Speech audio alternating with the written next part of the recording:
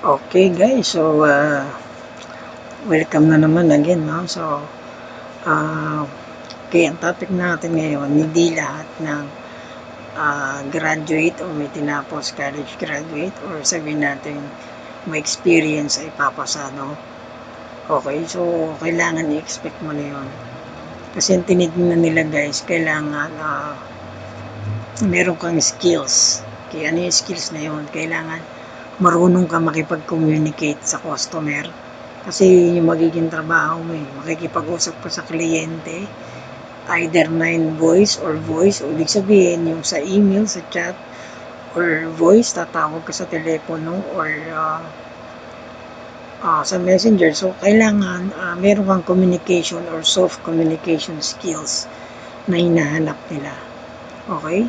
So, syempre, kailangan meron ka rin basic customer service. Ano yung basic customer service?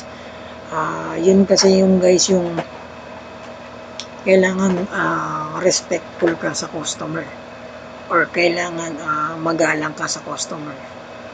Pag nagalit ang customer, ano yung magiging response mo? Okay, so yun guys, tanggapin na natin yun.